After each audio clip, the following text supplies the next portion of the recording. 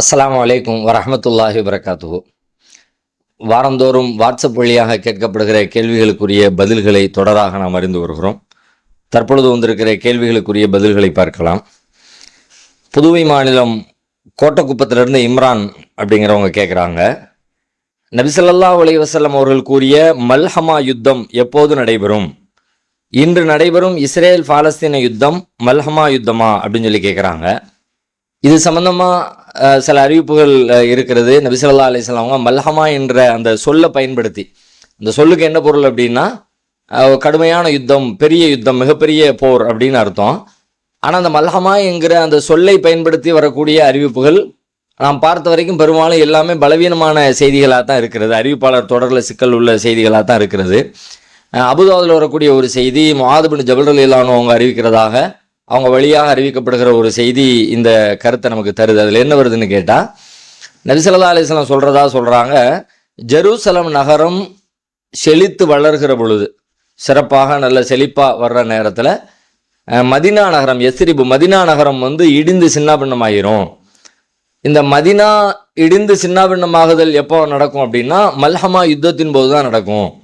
இந்த மல்ஹமா யுத்தம் எப்பொழுது நடைபெறும் அப்படின்னா கான்ஸ்டான்டினோபிள், துருக்கி, இன்னைக்கு நம்ம துருக்கின்னு சொல்கிறோம்ல, இந்த கான்ஸ்டான்டினோபிள் கைப்பற்றப்படுகிற தருணத்தில் மல்ஹமா யுத்தம் நடைபெறும். இந்த கான்ஸ்டான்டினோபிள் எப்போ கைப்பற்றப்படும் அப்படின்னா தஜ்ஜாலுடைய வருகையின் பொழுது அது நிகழும்.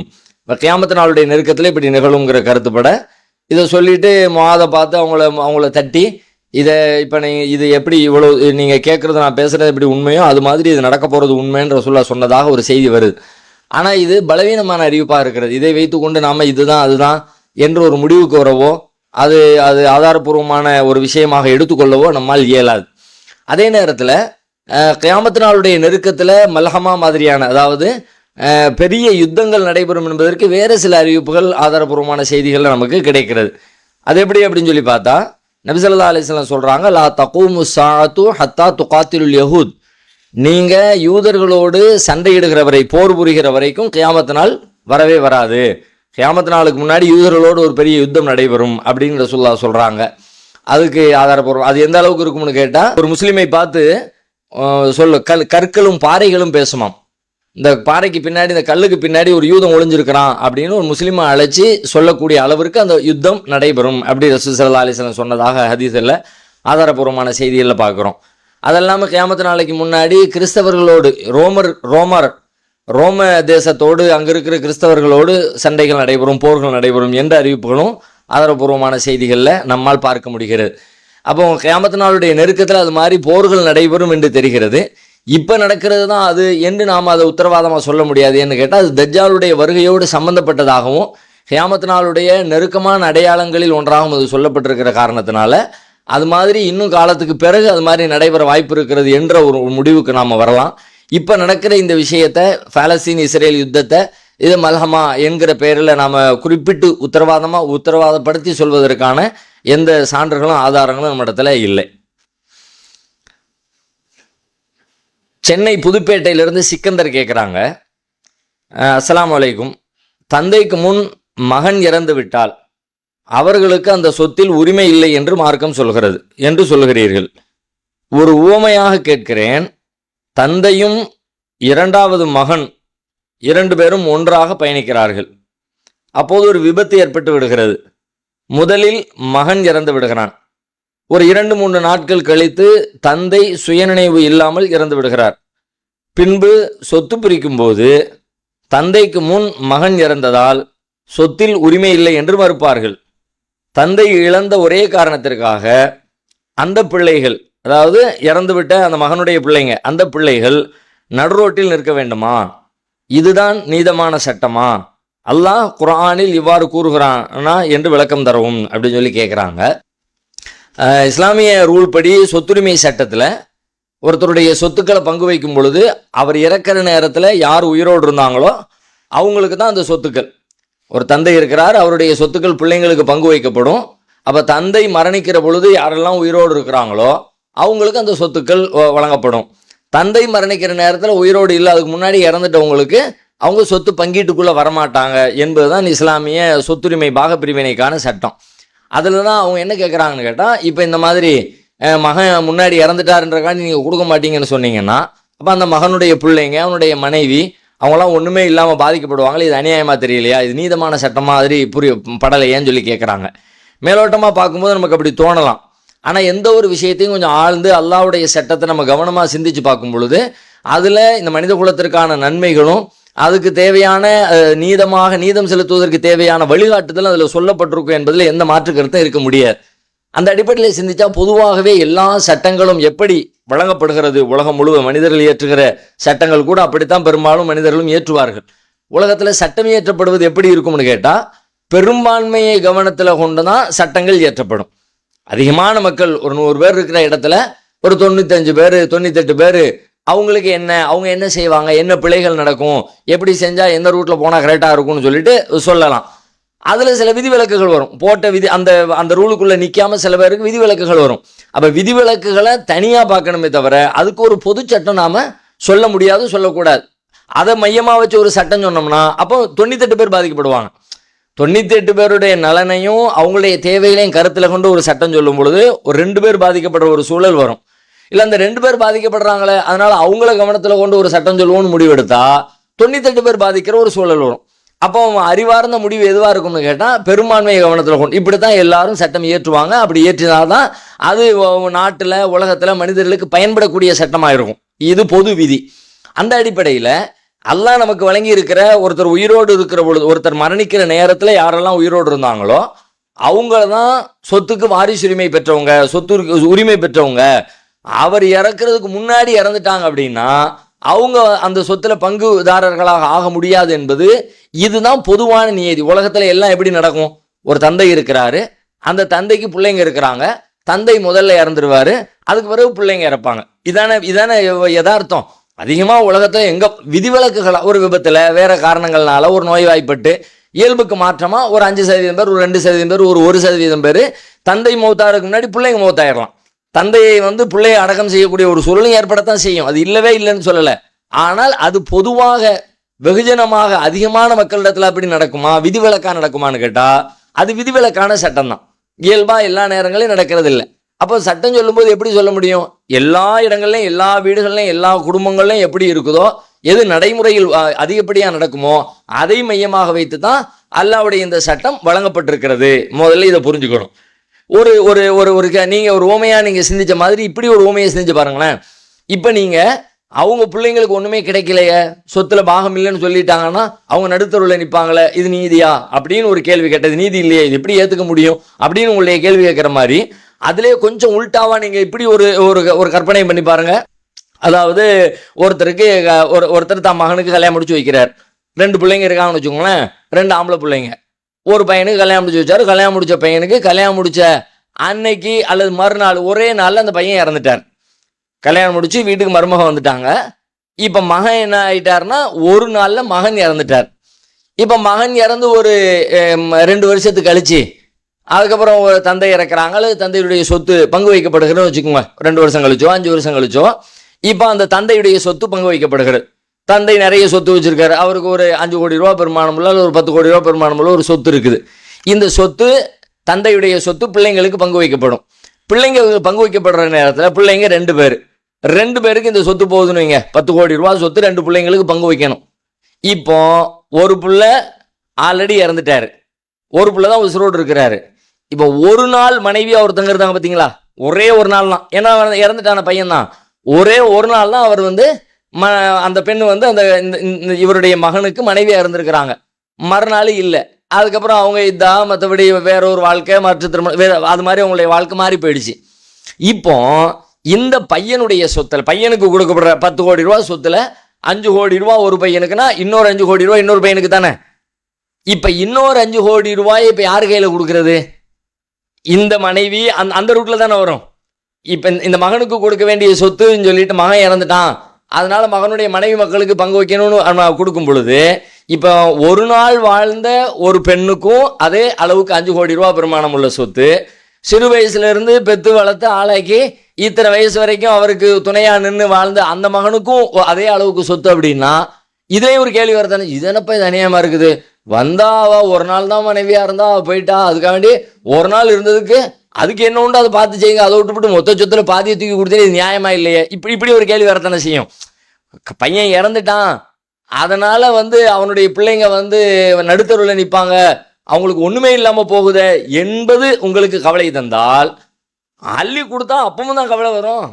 மொத்தத்தையும் தூக்கி அங்கே கொடுத்துட்டாங்களே, அவளுக்கு நமக்கு என்ன சம்மந்தம், ஒரே ஒரு நாள் மனைவியா இருந்தா அதுக்கப்புறம் தான் அவளுடைய வேற வாழ்க்கையை அமைச்சிட்டு போயிட்டாங்களே, இதுக்காக வேண்டி இவ்வளவு கொடுக்கணுமா, சரி ஏதோ இருந்ததுக்காக வேண்டி அன்னைக்கு ஒரு நாளைக்கு அப்படி ஏதாவது ஒரு பேருக்கு செஞ்சு கொடுக்கலாம், இப்படி ஒரு கேள்வி வரத்தானே செய்யும். ஆனாலும் இதெல்லாம் விதிவிலக்கு. இதை மையமாக வைத்து நாம ஒரு முடிவெடுக்க, விதிவிலக்குகளை மையமாக வைத்து முடிவெடுக்க நினைத்தால் அப்போ பெரும்பான்மையான மக்களுக்கு நீதி வழங்குகிற அல்லது ஒரு வழிகாட்டுதலை செய்யக்கூடிய சட்டமாக அந்த சட்டம் அமையாதுங்கிறத முதல்ல புரிஞ்சுக்கணும். இது ஃபர்ஸ்ட் செய்தி. ரெண்டாவது, இந்த மாதிரி சூழல்களை கவனத்துல கொண்டு ஒரு சந்தர்ப்ப விதிகள் சூழலுக்கு தகுந்த மாதிரி பொது விதியை போட்டாச்சு. அந்த பொது விதியில மாற்றங்கள் ஏற்படுத்த வேண்டிய சூழல் வந்தா மனுஷன் தன்னுடைய சிந்தனையை பயன்படுத்தி அந்த நேரத்துக்கு தகுந்த மாதிரி சில முடிவுகள் எடுத்துக்கொள்கிற வாய்ப்பை அல்லாஹ்வின் மார்க்கம் நமக்கு தருகிறது. இப்ப நாம உருவாக்கின சட்டத்தை எடுத்துக்குவோமே, இறை சட்டத்தை விடுங்க, மனிதர்கள் உருவாக்கிய சட்டத்தை எடுத்துக்குவோம். சிக்னல் போடுறாங்க, சிகப்பு விளக்கு எரியிற நேரத்தில் நம்ம டிராவல் பண்ணக்கூடாது, வண்டியை கிராஸ் பண்ணக்கூடாது, எல்லாரும் வந்தாச்சு நின்னாச்சு, பெரும்பான்மையான மக்கள் வர்றாங்க நிற்கிறாங்க, ஒவ்வொரு சிக்னலும் அதே மாதிரி ரூட்டு போட்டு கரெக்டாக போய்கிட்டே இருக்குது. திடீர்னு ஒரு அவசர கேஸ் ஒருத்தர் தூக்கிட்டு வந்துட்டாங்க, வண்டியில் போட்டு ஒரு 2 வீலர்லையோ ஒரு ஆட்டோலையோ போட்டு ஒரு ஆளை கூட்டிகிட்டு வந்திருக்கிறாங்க. அவர் அடிபட்டு ரத்தம் போய்கிட்டு இருக்கு, அவருடைய ஒவ்வொரு செகண்டும் வேல்யூபிள், உடனே மருத்துவமனைக்கு கொண்டு போய் ஆகணும், உடனே வைத்தியம் பண்ணி ஆகணும், இல்லாட்டி அவருடைய உயிரை கேள்விக்குறியா போயிருமோன்ற அச்சத்தில் அவசரமாக தூக்கிட்டு வந்து நிற்கிறாங்க. கிட்ட வந்துட்டாங்க, சிக்னல் ரெட்டு விழுந்துருச்சு. இப்போ அடுத்த சிக்னல் ஓப்பன் ஆயிடுச்சு, 1 2 3ன்னு 3 முடிச்சு 4வது வர்றதுக்குள்ள ஒவ்வொன்றுக்கும் 2 நிமிஷம் போட்டால் கூட 2 6 நிமிஷம் ஆயிரும். 6 நிமிடம் நேரம் என்பது இந்த மனுஷருக்கு, எல்லா மனிதருக்கும் சாதாரணமானது. ஆனால் உயிரை கையில் பிடிச்சிக்கிட்டு இருக்க மாதிரி நேரத்தில் ரத்தம் அப்படியே மண்டை உடஞ்சி செதறி போய்கிட்டு இருக்க நேரத்தில் இப்போ இது ஒரு விதிவிலக்கான தருணம் தானே. இப்போ இதை கவனத்தில் கொண்டு எல்லாத்துக்கும் சட்டம் சொல்லுவோமா, அல்லது பெரும்பான்மையை கவனத்தில் கொண்டு பொதுவாக இப்படிப்பா இயல்பா எல்லாரும் வருவாங்க, எல்லாம் அடிபட்டு வர்றதில்லை, எல்லாம் ஆக்சிடென்ட் ஆகி வர்றதில்லை, எல்லாம் இயல்பா வருவாங்க, அது விதிவிலக்கு. அப்போ விதிவிலக்கான நேரத்தில் எப்படி செய்யணும் செஞ்சுக்குவோம், டக்குன்னு ஆஃப் பண்ணனா ஆஃப் பண்ணிக்குவோம், அது எல்லாத்தையும் நிப்பாட்டி விட்டு இந்த ஒன்று மட்டும் வண்டி அனுப்பினா அனுப்பிக்குவோம். அந்த சூழலுக்கு ஏற்ற மாதிரி ஒரு முடிவெடுத்து செய்ய வேண்டிய ஒரு வேலையை அந்த இடத்துல அந்த நேரத்தில் அந்த சூழலை கவனத்தில் கொண்டு மனுஷன் செய்யணுமே தவிர, இதுக்காக வேண்டி ஒரு சட்டத்தை உண்டாக்குனா நிற்கிற இயல்பா நிற்கிற 98 பேருடைய நிலைமை என்ன? அப்போ யாரும் இயல்பா போக முடியாது, யார் வேணாலும் எப்படி வேணாலும் போய்க்கலாம். அந்த ஒரு ஆளுக்கு விதிவில் கொடுத்த மாதிரி அவன் போய்க்கலாம், எப்போ வேணாலும் போய்க்கலாம்னா சிக்னல் இருக்காது. சிக்னல் இல்லைன்னு சொல்லி சொன்னா ஒரு இயல்பான போக்குவரத்து, பாதுகாப்பான போக்குவரத்து என்பது உத்தரவாதப்படுத்த முடியாது. அந்த மாதிரி தான் இந்த மாதிரி தருணங்கள்ல நாம எவ்வாறு நடந்து கொள்ள வேண்டும் என்பதை நாம சிந்திக்க வேண்டும். அதற்கான வழிமுறைகளை கூட அல்லாஹ் நமக்கு சொல்லி தந்திருக்கிறான். அதை படிக்காததனாலும், அதை தெரிந்து கொள்ளாததனாலும், அதை கடைபிடிக்காததனாலும் சிக்கல் வருமே தவிர, அல்லாஹ்வுடைய மார்க்கத்தை படித்து அந்த விதிவிலக்குகளின் நேரத்தில் எவ்வாறு நடந்து கொள்ள வேண்டும் என்பதை புரிந்திருந்தால் இந்த மாதிரி விதிவிலக்கு தருணங்களில் கூட அல்லாஹ்வுடைய சட்டத்தின் பேரால யாரும் பாதிக்கப்பட மாட்டாங்க. அது என்ன அல்லாஹ் நமக்கு வழிகாட்டுறான் அப்படின்னு பார்த்தா, பொதுவாக இப்போ மகன் இறந்துட்டாரு, தந்தை இருக்கிறார். இப்போ இந்த தந்தைக்கு ஒரு அறிவு இருக்கணும், மார்க்கம் ஒரு அறிவு என்ன சொல்லுது, இப்போ நம்ம இறந்துட்டோம்னா நம்முடைய சொத்துல இன்னென்ன பிள்ளைங்களுக்கு போகும், ஆனால் அந்த மூத்த பிள்ளை இறந்துட்டான், அவன் பிள்ளைங்களுக்கு அவனுக்கு அந்த பங்கு போய் சேராது. அப்போ என்ன பண்ணலாம், அவர் வாழுகிற காலத்தில் அவரே எதையாவது எழுதி வச்சிட வேண்டியது, அவருக்கு தான் ரைட்ஸ் இருக்குல்ல, அவருக்கு தான் அவர் வாழுகிற காலத்தில் அன்பளிப்பு செய்யலாம், அல்லது அவர் மரண சாசனமே எழுதினா கூட அன்பளிப்பாக கொடுக்கலன்னு வச்சுக்குவோம், அன்பளிப்பு கொடுத்தா என்னத்தை வேணாலும் அவரே கொடுத்துடலாம், அதை யாரும் கொஸ்டின் பண்ண முடியாது. ஒன்று இல்லை, என் மரணத்துக்கு பிறகு அவங்களுக்கு கிடைக்கணும் அப்படின்னு நினைக்கிறாரா, மரண சாசன வசியத்து உயில் எழுதுங்க, என்னுடைய மரணத்துக்கு பிறகு இவங்களுக்கு இவ்வளவு பங்கு போகட்டும் அப்படின்னு எழுதுங்க, அந்த ரைட்ஸ் இருக்குல்ல. மார்க்கத்தில் சொத்தின் உரிமை பெறாதவர்களுக்கு கூட ஒரு மனிதர் தன்னுடைய சொத்தில் 1/3 பகுதிக்கு மிகாததை அவருக்கு வசியத்தாக மரண சாசனமாக செய்வதற்கு மார்க்கத்தில் அனுமதி இருக்கிறது. நபி ஸல்லல்லாஹு அலைஹி வஸல்லம் உடைய தோழர் ஒருத்தர் மரண தருவாயில் இருக்கும் பொழுது இதை நமக்கு வழிகாட்டி தர்றாங்க. அவரை போய் சந்திக்க போறாங்க. அப்போ அவர் சொல்றாரு, எனக்கு நிறைய சொத்துக்கள் இருக்குது, நான் எல்லாத்தையும் தர்மம் பண்றேங்கிறாரு, அதெல்லாம் கூடாதுப்பாங்கிறாங்க. ஒரு பாதியை பண்றேங்கிறாரு, அதுவும் கூடாதுங்கிறாங்க. கடைசியில் ஒரு 3/1 பங்கு அப்படிங்க ரசூலா, 3/1 பங்கு கூட அதிகம் தான், சரி பரவாயில்ல 3/1 பங்கு நீ மற்றவங்களுக்கு கொடுத்துக்க. ஏன்னு கேட்டா, உங்க பிள்ளைங்களை நீங்க அடுத்தவங்கள்ட்ட கையேந்திட்டு போற ஏழைகளா விட்டுட்டு போறதை விட தன்னிறைவோடு செல்வந்தர்களா விட்டுட்டு போங்க, அதான் சிறந்ததுன்னு சொன்னான். இப்ப இந்த செய்தியின் வழியாக நபிகளார் என்ன பாடத்தை கற்றுத் தர்றாங்க, நம்ம சொத்துக்கள் யாருக்கு கிடைக்காதோ அவங்களுக்கு நம்முடைய சொத்தில் 1/3 பகுதிக்கு மிகாத வகையில் வசியத்து செய்யலாம் இருக்குல்ல, வசிய செய்யுங்க. அந்த பார்ட்னர் என்ன செய்யணும், அந்த தாத்தா நன்னா என்ன பண்ணணும், அவர் வந்து நம்ம பேர பிள்ளைங்களுக்கு கிடைக்காது, மகன் இறந்துட்டான், மனைவி 3 பிள்ளைகளை வச்சுட்டு நம்ம மருமக சிரமப்பட்டுக்கிட்டு இருக்கா, அப்போ நம்ம மற்ற பிள்ளைங்க இல்லைன்னு சொல்லிட்டாங்கன்னா என்ன பண்ணுறது, அதனால அவங்களுக்கு நம்ம வசியத்தை செய்வோம்னு உயிர் எழுதுங்க, முடிஞ்சிருச்சு, பாதிக்கப்பட மாட்டாங்க தானே, அவங்களுக்கும் சொத்து கிடைச்சிரும் தானே. ஒருவேளை அப்படியே மிஸ் ஆனால் கூட அதுக்கு அப்புறம் அந்த பங்குதாரர்களுக்கும் மார்க்கம் சொல்கிறது, பங்கு வைக்கிற பங்காளிகள் இருக்கிறாங்கல்ல அவங்களுக்கும் மார்க்கம் அறிவுறுத்துகிறது. என்ன அறிவுறுத்துகிறது, நீங்க பங்கு வைக்கிறீங்க, சொத்து பங்கு வைக்கக்கூடிய சபையை பத்தி எல்லாம் பேசிட்டே வரும் பொழுது ஒய்தா ஹலரல் கிஸ்மத்த உலுல் குர்பா வல் யதாமா வல் மசாக்கீனு, நீங்க உங்களுடைய சொத்துக்களை பங்கு வச்சுக்கிட்டு இருக்கிற நேரத்தில் ஏழைகளோ அனாதைகளோ நெருங்கிய உறவினர்களோ யாரேனும் இந்த சொத்துல சம்பந்தப்படாத சொத்தில் பங்குதாரர்களா இல்லாதவங்க வந்து நிற்பாங்களே, அப்படி யாராவது வந்துட்டாங்க அப்படின்னு சொல்லி சொன்னா ஃபர்சுகூஹும் மின்ஹு, அதுல இருந்து அவங்களுக்கும் கொடுங்க. எதுல இருந்து அவங்களுக்கு கொடுங்க, நீங்க பங்கு வைக்கிறீங்கள சொத்து, அந்த சொத்துல பங்கு வச்சுக்கிட்டு நேரத்தில் வந்து நின்னாங்களே அவங்களுக்கும் கொடுங்க, ஏழைகளுக்கு கொடுங்க, அனாதைகளுக்கு கொடுங்க, நெருங்கிய உறவினர்களுக்கு கொடுங்க. இதை ஃபாலோ பண்ணுங்க, அல்லாஹ்வுடைய போதனை தானே. யாரோ ஒருத்தர் சம்மந்தமே இல்லாத ஒருத்தர் வந்து அவருக்கே கொடுங்கன்னு சொல்லி சொன்னா, உன் கூட பிறந்தவன் உன் அண்ணன் தம்பி தங்கச்சி அவங்க இறந்துட்டாங்க, அவங்களுக்கு மாட்டு நீ கொடுக்க மாட்டேன்னு சொன்னா எப்படிப்பா, கொடுப்பா அப்படின்னு மார்க்கம் வலியுறுத்துதா இல்லை, அவங்க அதை உணர்ந்து கொடுக்கட்டும். இப்போ இந்த சூழல்களை பயன்படுத்தி அவங்களுக்கு உரிய நீதம் செலுத்தப்படுவதற்கான வாய்ப்பை அல்லாஹ் திறந்து வச்சிருக்கான். அந்த வாய்ப்பும் கிடையாதுன்னு அடைச்சாதான் நீங்க நீதி அநீதி பேசணும். அது அப்படிலாம் கொடுக்கவே முடியாது, இறந்துட்டா முடிஞ்சிச்சு, அவனுக்கு தந்தை சொத்துல இருந்து ஒரு சல்லு காசு போகக்கூடாது, போனா எல்லாம் குற்றம் பிடிப்பான், நரகத்துக்கு போட்டுருவான், இப்படி தடுத்திருந்தா இது அநியாயம்லாம் சொல்லலாம். இதுதான் நீதி. பொது விதியை சொல்லிட்டான், அந்த பொது விதிக்கு முரணில்லாத வகையில பாதிக்கப்படுகிற சூழல் யாருக்கேனும் உருவாகும் என்று சொன்னால் அந்த மக்களும் பாதிக்கப்படாமல் தந்தையின் சொத்திலிருந்து உரிமைகளை அவர்களுடைய வாரிசுகள் பெற்றுக்கொள்வதற்கான வாய்ப்பை அல்லாஹ் ஏற்படுத்தி கொடுத்திருக்கிறான். இது எதை ஊர்ஜிதப்படுத்துகிறது என்றால், இது படைத்த இறைவனின் மார்க்கம் என்பதையும் எல்லா மனிதர்களும் பாதிப்பில்லாமல் தங்களுடைய அன்றாட நடவடிக்கைகளை அமைத்துக் கொள்வதற்கான சட்டத்தையும் அல்லாஹ் வழங்கி இருக்கிறான் என்பதை தான் இது நமக்கு காட்டுதுங்கிறத நம்ம புரிந்து கொள்ள வேண்டும். இலங்கை பாலமுனையிலிருந்து ஃபௌஸ் கேட்குறாங்க, யா அல்லாஹ் யமனுக்கு பரக்கத் செய்வாயாக, ஷாமுக்கு பரக்கத் செய்வாயாக என நபி ஸல்லல்லாஹு அலைஹி வஸல்லம் பிரார்த்தித்தார்கள். நஜ்துவாசிகள் எங்களுக்கும் பிரார்த்தனை செய்யுங்கள் என்ற போது நபி ஸல்லல்லாஹு அலைஹி வஸல்லம் அவர்கள் பிரார்த்தனை செய்யவில்லை. இந்த ஹதீஸ் சரியானதா? ஏனென்றால் இன்று நாம் பார்க்கிறோம், யமன் சிரியா போன்ற நாடுகள் யுத்தத்தால் சூழப்பட்டு வறுமையில் வாடுகின்றன. ஆனால் அதனை சூழ உள்ள நாடுகள் Saudi, Qatar, Oman, Bahrain, Kuwait போன்ற நாடுகள் மிகவும் செல்வ செழிப்போடு உள்ளது. இந்த ஹதீஸ் சரியானது என்றால் நபி ஸல்லல்லாஹு அலைஹி வஸல்லம் அவர்களின் பிரார்த்தனையை அல்லாஹ் ஏற்றுக்கொள்ளவில்லையா? இதற்கு விளக்கம் தரவும் அப்படின்னு சொல்லி கேட்குறாங்க. இந்த மாதிரி ஒரு நபிமொழி இருக்கிறது, புகாரியிலே அந்த செய்தி கூட வருகிறது. நபி ஸல்லல்லாஹு அலைஹி வஸல்லம் துவா செய்கிறாங்க, அல்லாஹும்ம பாரிக் லனா ஃபி யமனினா வ ஃபி ஷாமினா வ ஃபி யமனினா, யா அல்லாஹ் யமனுக்கு நீ அருள் புரி, அடுத்து ஷாமுக்கு அருள் புரிங்கிறாங்க. அப்போ பக்கத்தில் இருக்கிறவங்க ஃபி நஜிதினா, நஜிதுக்கு அருள் புரிங்கன்னு துவா செய்யுங்கன்னு சொல்லி சொல்கிறாங்க. ரசூலுல்லாஹ் 2ஆம் மட்டும் துவா செய்கிறாங்க, அப்பவும் நஜிதை விட்டுறாங்க. திரும்ப அதுக்கப்புறம் மீண்டும் 3ஆவது தடவை சொல்கிறாங்க, அப்பவும் ரசூலுல்லாஹ் நஜிதை விட்டுறாங்க. விட்டுட்டு என்ன பண்ணுறாங்கன்னு கேட்டால் அந்த நஜிதை பற்றி ஒரு கருத்து சொல்கிறாங்க, ஹுனாக்க ஜலாசில் வல் ஃபித்தன், அங்கே தான் அந்த நஜிதுன்னு சொல்கிறீங்கள, அங்கே தான் நிறைய நிலநடுக்கங்களும் நிறைய குழப்பங்களும், பிஹா எத்தலோ கர்ணு ஷைத்தான், ஷைத்தானுடைய கொம்பும் அங்கே தான் உதயமாகுது அப்படின்னு மாதிரி ரசூலுல்லாஹ் சொன்னாங்க. செய்தி சரியானதுதான். இப்போ எங்களுடைய கேள்வி என்ன அப்படின்னு கேட்டால், இப்போ அந்த எதுக்காக வேண்டி ரசூலுல்லாஹ் பிரார்த்தனை பண்ணினாங்களோ, பரக்கத்தை கேட்டாங்களோ, அந்த நாடுகள் வந்து வறுமையிலையும் சிக்கல்லையும் இருக்கிற மாதிரி தெரியுதே அப்படின்னா, இது அல்லாஹ் இதை ஏற்றுக்கிட்டானா இல்லையா, இந்த ஹதீஸ் எதை சொல்லுதுன்னு சொல்லி கேட்குறாங்க. இதில் பல்வேறு விஷயங்கள் இருக்கிறது. ஃபர்ஸ்ட் ரசூலுல்லாஹ் பரக்கத்தை கேட்குறாங்கன்னா பரக்கத்தின் பொருள் என்னன்னு பார்க்கணும். பாரிக்லனா, பாரிக் நீ பரக்கத் செய், அருள் செய் அப்படின்னா நிறைய பணத்தை கொடு, நிறைய காசை கொடு, நிறைய செல்வத்தை கொடு என்று அதனுடைய பொருளை நாம சுருக்கி விட முடியாது. பரக்கத் என்பது ஒரு நீண்ட பொருளை கொண்ட ஒரு விரிவான அர்த்தத்தை கொண்ட ஒரு சொல்லு. பெரும்பாலும் அதை ரொம்ப இருந்தால் என்ன பொருள் வரும்னு கேட்டா, குறைந்த பொருளாக இருந்தாலும் அவருடைய தேவைகள் நிறைவேறுகிற வகையில இருந்தால் அதை பரக்கத். இப்படிதான் அறிஞர்கள் அதுக்கு விளக்கம் கொடுக்குறாங்க. பரக்கத் என்பது நிறைய இருக்கணும்னு பொருள் அல்ல, அது குறைவாகவே இருக்கும். ஆனால் குறைவாக இருந்தாலும் அவங்களுடைய தேவைகள் அதன் வழியாக பூர்த்தி ஆயிரும். நம்ம அன்றாட வாழ்க்கையில் நம்ம பார்க்கலாம்ல, சில பேர் ரொம்ப குறைவாக சம்பாதிப்பாங்க, எந்த கடனும் இல்லை, எந்த சிக்கலும் பிடுங்களும் இல்லை, இயல்பாக சந்தோஷமாக உங்களுடைய வாழ்க்கை போய்கிட்டே இருக்கும்.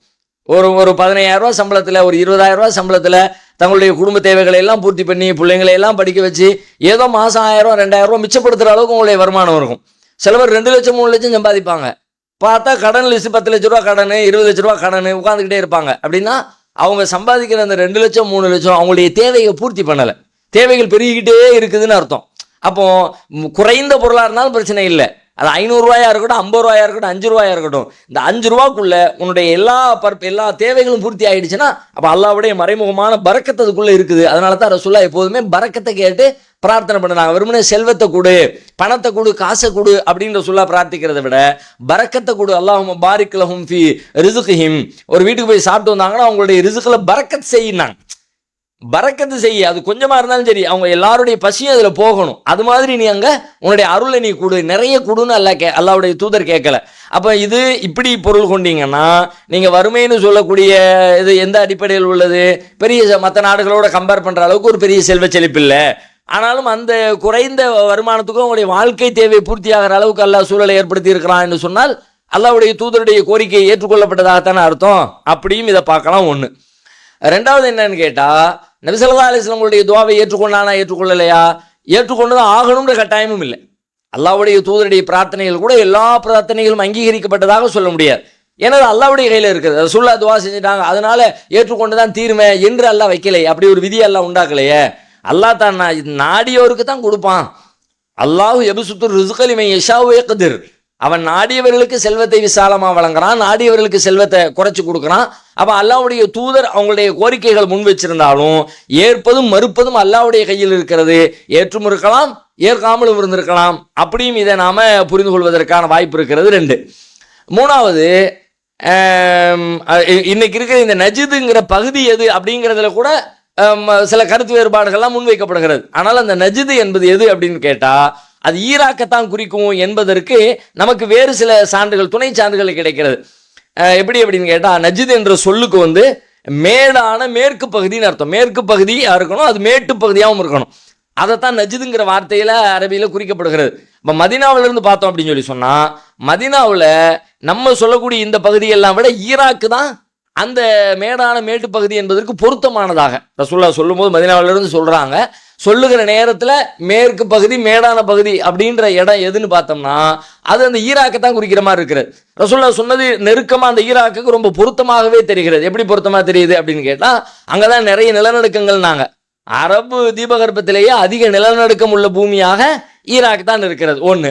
அடுத்து நிறைய குழப்பங்கள் வரும்னு சொல்லி சொன்னாங்க. எக்கச்சக்கமான குழப்பங்கள் உலகம் முழுவதும் இன்றைக்கு பரவி கிடக்கிற நிறைய சிறுக்கான பிதாத்தான காரியங்களுக்கான மூல ஊற்றுக்களாக பல விஷயங்கள் இப்போ தமிழ்நாட்டில், இலங்கையில், இன்னும் தெற்காசிய பகுதியெல்லாம் நீங்கள் பார்த்தீங்கன்னு சொன்னால் மொய்தீன் அப்துல் காதிர் ஜிலானி அப்படிங்கிற அந்த சிந்தனையும் அவர்களுடைய தர்காக்களும் அவர்களை பற்றியான வழிபாட்டு சிந்தனைகளும் பரவலாகவே நிறைய மக்களிடத்தில் பரவி இருக்கிறத பார்க்குறோம்.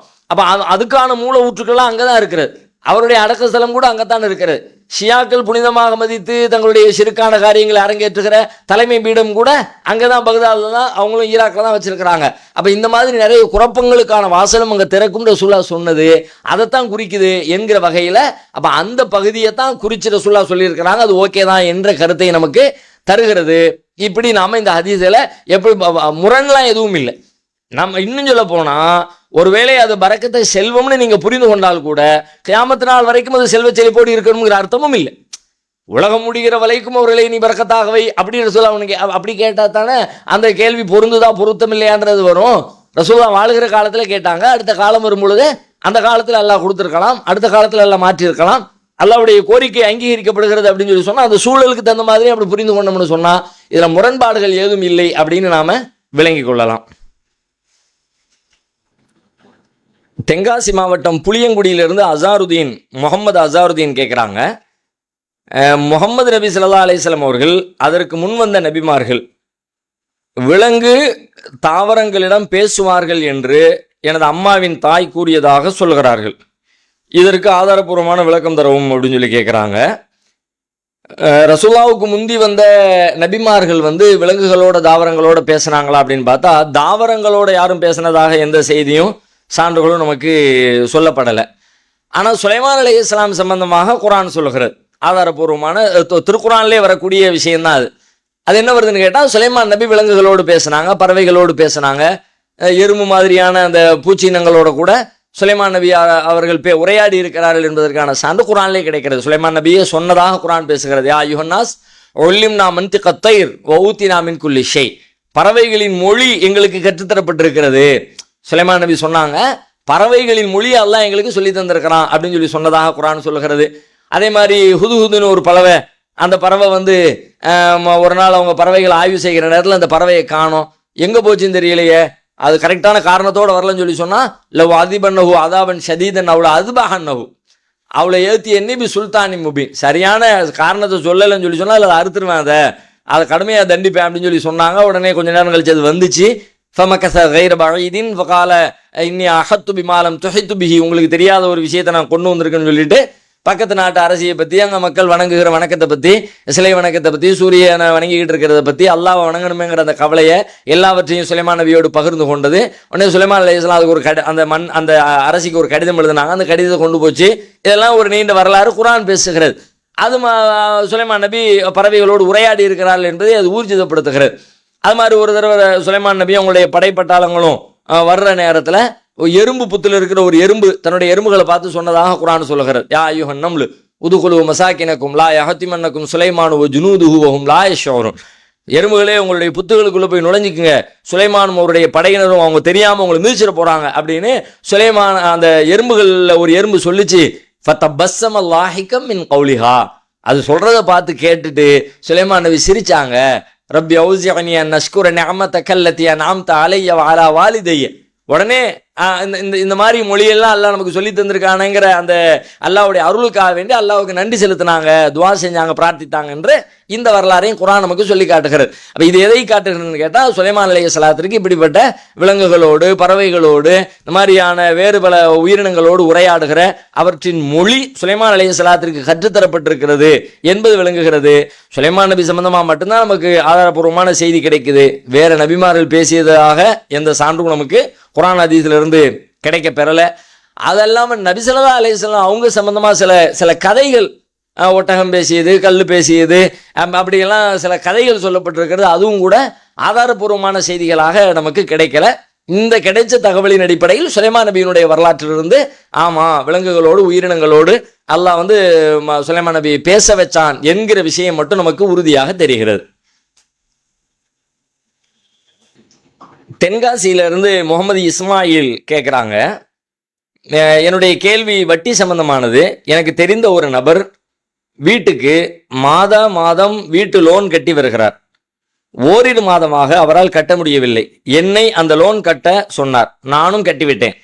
நான் அவருக்கு கடனாகத்தான் அந்த லோனை கட்டினேன். பிறகு நான் கட்டிய பணத்தை திருப்பி கொடுத்து விட்டார்.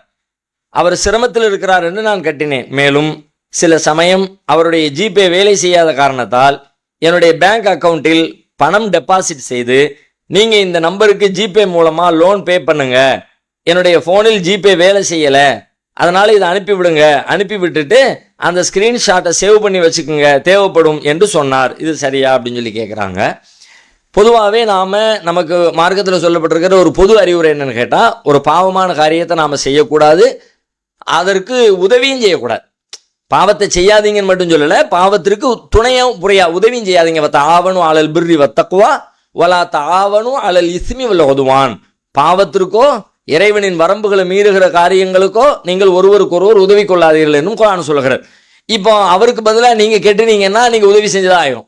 அவருக்கு பதிலாக அவர் கெட்டலை, அவரால் முடியலை, சிரமப்படுறாரு, நம்ம கட்டிடுவோம் அப்படின்னு நீங்கள் கெட்டுனா நீங்கள் அந்த பாவத்துக்கு உதவி செஞ்சதாக அர்த்தமாயிரும் ஒன்று.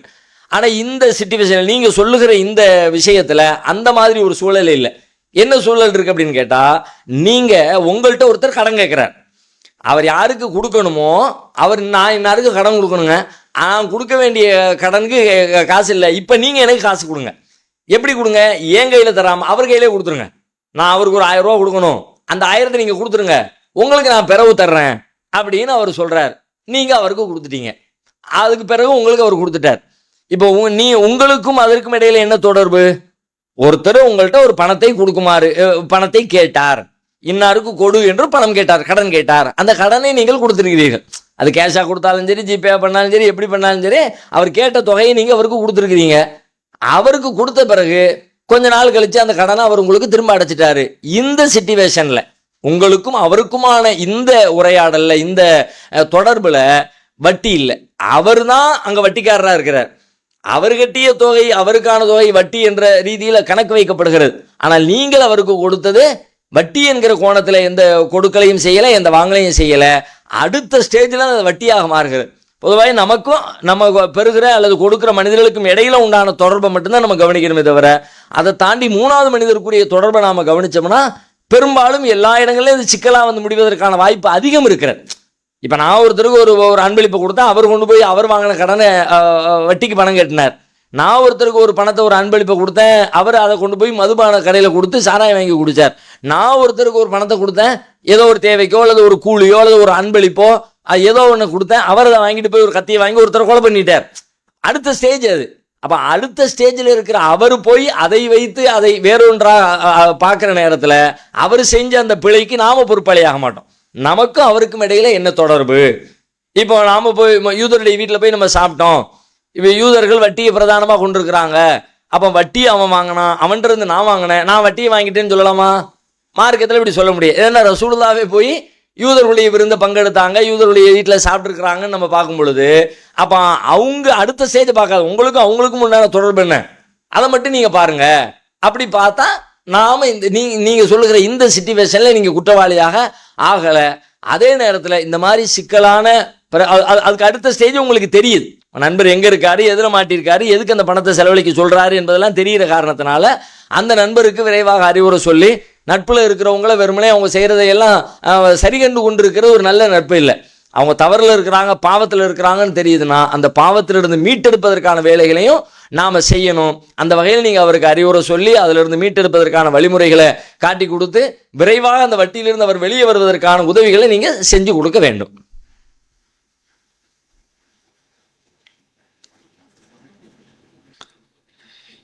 ஈரோட்ல இருந்து அஹ்மது கேட்குறாங்க, 70வது அத்தியாயத்தினுடைய 36, 37 ஆகிய வசனத்தை அவங்க போட்டு அதுக்கான பொருள் என்ன, அதுக்கு விளக்கம் தரவும் அப்படின்னு சொல்லி கேட்குறாங்க. அது என்ன வருதுன்னு கேட்டால், ஃபமாலில் லதீன கஃபரு கிபலக்க முஹ்திகீன் அனில் யமீனி வ அனி ஷிமாலி ஐஸீன். முகமதே, இந்த நிராகரிப்போருக்கு காபிர்களுக்கு என்ன ஆச்சு? அவங்க வந்து வலதுபுறத்துல இருந்தும் இடதுபுறத்துல இருந்தும் கூட்டம் கூட்டமாக உங்களை சுற்றி வர்றாங்களே, அவங்களுக்கு என்ன ஆச்சு? எத்துமா குல்லுமுரியும் மின்ஹும் யுதுகல ஜன்னத்து நயீம். அவங்கள ஒவ்வொருத்தரும் ஒவ்வொரு மனிதரும் இன்பம் நிறைந்த அந்த சொர்க்கத்திற்குள்ள நுழையிறதுக்கு அவங்க விரும்புகிறாங்களா? கல்லா இன்னா ஹலக்கனாகும் இம்மா யாலமும். இல்லை இல்லை, அப்படி நடக்காது. அவங்கள நாம அவர்களை அறிந்ததிலிருந்து, அவர்களை அறிந்த அந்த அந்த அற்பமான நீர் துளியிலிருந்து தான் நாம் அவங்கள படைச்சிருக்கிறோம் அப்படின்னு இந்த வசனத்தை சொல்லி இந்த வசனத்திற்கான தெளிவான விளக்கம் தரவும். இதில் உள்ள எனது கேள்வி என்னவென்றால், நிராகரிப்போர் எதற்காக நபிகளாரை சுற்றி வர வேண்டும்? அவர்கள் நிராகரிப்பவர்கள், ரசூலை விரும்பாதவர்கள் தானே. பின்பும் அந்நிராகரிப்பாளர்கள் ரசூல்லா சொல்லும் சுவனத்தை நம்பாதவர்கள் தானே. ஏன் சுற்றி சுற்றி வந்தாங்கன்னு கேட்குறாங்க. சுற்றி வந்தது அப்படின்னு சொன்ன உடனே ஒரு அன்புலையும் நட்புலையும் பாசத்திலையும் ஒருத்தரை சுற்றி இருப்போம்ல, அந்த அர்த்தம்னு அவங்க விளங்கிக்கிட்டாங்க. அதனால தான் இந்த கேள்வி வருகிறது. அந்த அந்த வசனத்தின் தொடர்ச்சியை ஃபுல்லாக படித்து முடிச்சா, அந்த சூறா முடிவு வரைக்கும் படித்தோம்னா இது அந்த அர்த்தத்தில் சொல்லலைன்னு அது பார்த்தாலே தெரிஞ்சிடும். இது சம்பந்தமாக கூடுதலாக நபிமொழிகளில் நமக்கு எந்த விளக்கங்களும் சொல்லப்படலை. இதில் என்ன வெளிப்படையாக தெரியுதோ அதைத்தான் பெரும்பாலும் எல்லா அறிஞர்களும் விளக்கமாக சொல்கிறாங்க. அது என்ன வருதுன்னு சொல்லி நீங்கள் மேலேருந்து கீழே வரைக்கும் படிச்சீங்கன்னா, ரசூல்லா அவங்க சுற்றி வந்தாங்க. ஏன் வந்தாங்கன்னா நல்லெண்ணத்தில் வரல, கெட்டெண்ணத்தில் வந்தாங்க. கெட்டவங்களும் சுற்றி வருவான்ல, கேடு செய்யணும்னாலும் அவனை வந்து பார்க்கணும், அவங்கள வந்து பார்க்கணும், அவங்களுக்கு என்ன செய்கிறாங்க, எது செய்கிறாங்க, எங்கே போகிறாங்க, எப்படி அதெல்லாம் தெரிஞ்சால் தானே கேடும் செய்ய முடியும். ஒன்றுமே தெரியாத ஒருத்தரை பற்றி அவருக்கு நம்ம என்ன கேடு செஞ்சிட முடியும்? அப்போ ஒருத்தரை கெடுதல் பண்ணணும், ஒருத்தரை அழிக்கணும், அல்லது ஒருத்தரை கிண்டல் பண்ணணும், ஒருத்தரை பற்றி தப்பான இமேஜ் உண்டாக்கணும்னு சொன்னால் கூட அவரை போய் பார்த்து அவருக்கு அருகில சுற்றி வந்து அவரை பற்றி தெரிந்து கொண்டு நோட்டம் போட்டு சில வேலைகளை செய்ய வேண்டிய தேவை இருக்குது. அந்த அடிப்படையில் அவங்க செயல்பட்டுருக்கிறாங்க. அதைத்தான் அல்லாஹ் சொல்கிறான், ஃபமாலில் லதீன கஃபரு கிபலக்க முஹ்திகீன் அனில் யமீனி வ அனி ஷிமாலி ஐஸீன். வலப்புறமும் இடப்புறமும் சுற்றி சுற்றி அவங்க உங்களுக்கு முன்னாடி பின்னாடி வந்துக்கிட்டு இருக்கிறாங்க. அப்படின்னா அவங்க எதுக்கு வர்றாங்க தெரியுமா? அல்லாஹ் பின்னாடி விளக்குறான். அவன் உங்களுக்கு கேடு பண்றதுக்கு தான் வர்றான். அது எப்படி விளக்குறான்? இன்னா ஹலக்கனாகும் மிம்மா யாலமும். அவன் நினைக்கிறானா சொர்க்கத்துக்குள்ள போகலான்னு அவன் நினைக்கானா? அது எப்படி சொர்க்கத்துக்கு போவான்? சொர்க்கத்துக்கு போகிற வேலையை செஞ்சாலும் சொர்க்கத்துக்கு போவான் சொல்லிட்டு அல்லாஹ் பேசலாம். ஃபலா உக்ஸிமு பிரப்பில் மஷாரிகி வல் மகாரிபி இன்னா லகாதிரூன் அலா அன் நுபத்தில கைரம் மின்ஹும் வமா நஹ்னு பிமஸ்பூகின். கிழக்குகளுக்கும் மேற்குகளுக்கும் இறைவன் மீது சத்தியமிட்டு சொல்கிறேன், அல்லாவே தன் மீது சத்தியமிட்டு சொல்கிறேன் இன்னா லகாதிரூன் அலா அன் நுபத்தில கைரம் மின்ஹும். அவங்கள விட சிறந்த ஆட்களை அவங்களுக்கு பகரமாக ஆக்குறதுக்கு நாம சக்தியுடையவர்கள். நம்மளை அவங்க ஜெயிக்க முடியாது, முந்த முடியாது. அதை நான் சொல்லிக்கிறேன். ஃபதர்ஹும் யகூலு வ யல்அபு ஹத்தா யுலாகு யௌமஹும் அல்லதி யுஅதுன். அவங்கள நீங்க விட்டுருங்க. அவங்க வாக்களிக்கப்பட்ட அந்த நாளை சந்திக்கிற வரைக்கும் அவங்களுடைய விளையாட்டுல, அவங்களுடைய வீணில் அவங்க மூழ்கி கிடக்கணும். அவங்க நீங்க விட்டுருங்க. யௌம யஹ்ருஜூன மினல் அஜ்தாசி சிராஅன் கஅன்னஹும் இலா நுஸ்பின் யூஃபிலூன். பலிபீடங்களை நோக்கி விரைந்து வருகிறவர்களைப் போல அந்த நாள்ல அவங்க தங்களுடைய மன்னரைகள்ல இருந்து வெளியே வருவாங்க. ஹாஷியாத்தன் அபுசாருகும், பார்வைகள் தாழ்ந்திருக்கும். தருஹகுஹும் தில்லா, இழிவு அவர்களை சூழ்ந்திருக்கும். லாலிக்கல் யௌமுல்லதி கானு யூஅதுன், இதுதான் அவர்களுக்கு வாக்களிக்கப்பட்ட நாள் அப்படின்னு சொல்லிட்டு அப்போ அவங்க கேடுகளை சந்திப்பாங்க, துன்பங்களை சந்திப்பாங்க என்று அல்லாஹ் சொல்வதிலிருந்து துன்பம் செய்வதற்காக நபிகளாரை சுற்றி வந்தார்கள், நபிகளாரை கேலியும் கிண்டலும் செய்வதற்காகத்தான் சுற்றி வந்தார்கள் என்று அதனுடைய அது சொல்லக்கூடிய வெளிப்படையான பொருள் எதுவோ அதைத்தான் அந்த குர்ஆனுடைய வசனம் நாடுகிறது என்று நாம விளங்கிக் கொள்ளலாம்.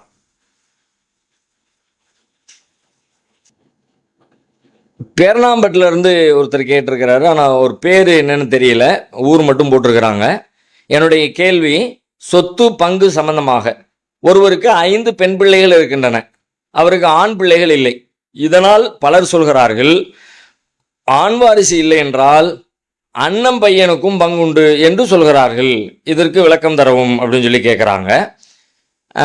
இந்த சொத்துரிமையை பொறுத்த வரைக்கும் சொத்துல பங்குதாரர்கள், பங்கு குறிப்பிடப்பட்ட பங்குதாரர்கள் என்று சில பேர், அந்த பங்குதாரர்கள் போக அவர்களுக்கு பங்கு வைக்கப்பட்டது போக மிச்சம் இருக்கிறதையெல்லாம் எடுத்துக்கொள்கிறவர்கள் சில பேர்.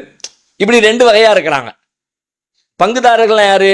இப்ப மனைவி இருக்கிறாங்க, ஒருத்தர் இறந்துட்டாரு, சொத்துக்குரியவர் இறந்துட்டாரு, அந்த சொத்துக்குரியவருடைய மனைவி, சொத்துக்குரியவருடைய தாய், சொத்துக்குரியவருடைய தந்தை, இவங்கெல்லாம் பங்குதாரர்கள்.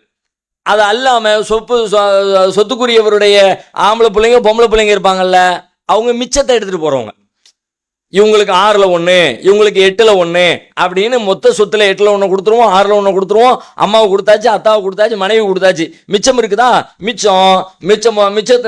மிச்சம் என்ன இருக்கோ அதை 2 பங்கு ஆம்பளைக்கு 1 பங்கு பொம்பளைக்கு மொத்தத்தையும் பிரிச்சு பங்கு வச்சு முடிச்சிருங்க. சொத்து காலியாயிரும், மொத்த சொத்தையும் பங்கு வச்சு முடிச்சிடலாம். இப்ப இந்த மிச்சத்தை எடுத்துட்டு போற ஆள் இல்லைன்னு வச்சுக்கோங்க. இப்ப மிச்சம் எங்கன்ற இதை என்ன பண்றதுன்னு கேள்வி வரும். அந்த மாதிரி கேள்வி வருகிற தருணத்துலலாம் இவங்களும் வருவாங்க. யார் வருவாங்க? அண்ணன் பிள்ளைங்களும் வருவாங்க. இப்ப மிச்சத்தை எடுத்துட்டு போய் இப்ப பெண் பிள்ளைங்க மட்டும்தான் இருக்குங்கிறாங்க, 5 பொம்பளை பிள்ளைங்க மட்டும் இருக்கிறாங்க. இப்ப சொத்தை எடுத்துட்டு போறதுக்கு அத்தா இல்ல, அம்மா இல்ல, மனைவி இல்ல, ஆம்பளை பிள்ளையும் இல்ல, பொம்பளை பிள்ளை மட்டும் இருக்குது. பொம்பளை பிள்ளை மட்டும் இருந்தா மொத்த எல்லாத்தையும் எடுத்துட்டு போக மாட்டாங்க அவங்க. பொம்பளை பிள்ளை மட்டும் இருந்தா மொத்த ஒரு பிள்ளை மட்டும் இருக்குன்னு வச்சுக்கோங்க, மொத்த சொத்துல பாதி அவங்களுக்கு போயிடும். ஒன்றுக்கு மேற்பட்ட பொம்பளை பிள்ளைங்க இருக்கிறாங்க அப்படின்னா 3 பங்கா வச்சு, மொத்த சொத்தை 3 பங்கா வச்சு 3ல் 2 பங்கா அவங்க எடுத்துக்குவாங்க, மிச்சம் வந்துடும்.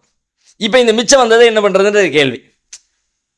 ஆல்ரெடி ஆம்பளை பையனும் பொம்பளை பையனுமா இருந்தா மிச்சத்துக்கு வேலையே இல்லை. மொத்தத்துல இருக்கிறதுல 2 ஒரு பையனும் ஒரு பொண்ணும் இருக்கிறாங்களா, மொத்தம் 3 பங்கு வைங்க. 2 பங்கு பையனுக்கு, 1 பங்கு பொண்ணுக்குன்னு மொத்தமும் காலியாகி போயிடும், சொத்து முடிஞ்சிருச்சுன்னு அர்த்தம். இப்போ பொம்பளை பிள்ளைங்க மட்டும் இருந்தா இந்த பொம்பளை பிள்ளைங்க 3ல் 2 பங்கு அவங்களுக்கு கொடுத்துருவோம், மீதி 1 பங்கு, 3ல் 1 பங்கு மிச்சம் இருக்கும். இந்த பங்கை என்ன பண்றது? இது மாதிரி அசபான்னு சொல்லுவாங்க. மிச்சம் இருக்கிறதையெல்லாம் எடுத்துட்டு போகக்கூடிய ஆட்கள் இல்லாவிட்டால் அப்ப அதுக்கு அடுத்த ஸ்டேஜ்ல யார் இருக்கா, யாருக்கு இந்த மிச்சம் இருக்கிற காசை கொண்டு போய் கொடுக்குற கேள்வி வரும்ல. அந்த இடத்துல ரசூலுல்லாஹ் சொல்றாங்க, அப்போ நெருக்கமான ஆண் உறவினர்கள் அந்த இடத்துக்கு வருவாங்க. அது எப்படி சொல்றாங்க அப்படின்னு கேட்டா, அல்ஹகுல் ஃபராயில பி அஹ்லிஹா, யார் யாருக்கு எவ்வளவு கொடுக்கணும்னு நல்லா சொன்னானோ அந்த பங்குதாரர்களுக்கு, பங்கு குறிப்பிடப்பட்ட ஆட்களுக்கு அதை கொடுத்து நீங்க முடிச்சிருங்க, அதெல்லாம் கொடுத்துருங்க. ஃபமா பக்கிய, அது போக மிச்சம் வர்றதை பொறுத்த வரைக்கும் அவுலா ரஜுலின் தக்கரின், நெருக்கமான ஆண் உறவினர் யாரோ அவரே அதுக்கு உரியவர் ஆவார். நெருக்கமான ஆண் உறவினர் அப்படிங்கிற பட்டியல் எடுக்கும் பொழுது இப்ப சொத்துக்கு உரியவருடைய தந்தை அவருக்கு நெருக்கமானவர், சொத்துக்குரியவருடைய தந்தை இல்லையா, தந்தையுடைய தந்தை, சொத்துக்குரியவருடைய சகோதரன், அவருடைய கூட பிறந்த அண்ணன் தம்பி இறந்துட்டாரு, இறந்தவருக்கு அண்ணனும் தம்பி இருக்கிறாங்க, அவங்க அவருக்கு நெருக்கமானவங்க. அண்ணனும் இல்லை தம்பியும் இல்லையா, அண்ணன் புள்ள இருக்குதா பாரு, தம்பி புள்ள இருக்குதா பாரு. அதுக்கு அடுத்த ஸ்டேஜ் அந்த அந்த நெருக்கமான ஆண்கள்ல இவர் யாரு, இவருக்கு அடுத்து யார் இருக்கா, இவர் யார், இவருக்கு அடுத்து யார் இருக்கா அப்படின்ற அந்த ஸ்டேஜில் அவருக்குடைய தந்தை இருக்காங்களான்னு பார்க்கணும், தந்தை இல்லாட்டி தந்தையுடைய தந்தையை பார்க்கணும், சகோதரன் இருக்கான்னு பார்க்கணும், சகோதரன் இல்லாட்டி சகோதரனுக்கு சகோதரன் இருக்கான்னு பார்க்கணும், புள்ள இருக்கான்னு பார்க்கணும், புள்ள இல்லாட்டி பிள்ளைக்கு புள்ள இருக்கான், பேரன் புள்ள இருக்கான்னு சொல்லி பார்க்கணும். அந்த மாதிரி நெருக்கமான ஆண் உறவினர்கள் யார் என்பதை பார்த்து அவங்களுக்கு அந்த மிச்சத்தை அடுத்த ஸ்டேஜுக்கு அவங்களுக்கு அந்த சொத்துக்களை கைமாற்றுகிற ஒரு சூழல் வரும். அந்த அடிப்படையில் இப்போ 5 பொம்பளை பிள்ளைங்களுக்கு போக மிச்சம் இருக்குது, இவங்களுக்கு கொடுக்கறதுக்கு பாட்டனார் இல்லை, அல்லது சொத்து இறந்து போனவருடைய அண்ணன் தம்பி யாராவது இருந்தால் அண்ணன் தம்பிகளுக்கு போகும், அண்ணன் தம்பி யாரும் இல்லைன்னு சொல்லி சொன்னால் அண்ணன் தம்பிகளுடைய பிள்ளைகள் அண்ணன் பிள்ளை தம்பி பிள்ளைன்னு சொல்லிட்டு அந்த மாதிரி இருக்கிறவங்களுக்கு வரும்னு சொல்லிட்டு அந்த பட்டியலில் அண்ணன் பையன் தம்பி பையன் அவங்களும் வருவாங்க. இது மார்க்கத்தில் சொல்லப்பட்ட விஷயம்தான். நேரம் நிறைவடைந்து விட்ட காரணத்தினால நிகழ்ச்சியத்தோடு நாம நிறைவு செய்யலாம். இந்த நிகழ்ச்சியில கேள்வி கேட்க விரும்புறவங்க இதுல தெரியக்கூடிய வாட்ஸ்அப் எண்ணுக்கு உங்களுடைய கேள்விகளை, உங்களுடைய ஊர், உங்களுடைய பெயர், முகவரியோடு தெளிவாகவும் சுருக்கமாகவும் உங்கள் கேள்விகளை எழுதி அனுப்புமாறு கேட்டுக்கொள்கிறோம். அஸ்ஸலாமு அலைக்கும் வரஹ்மத்துல்லாஹி வபரகாத்துஹு.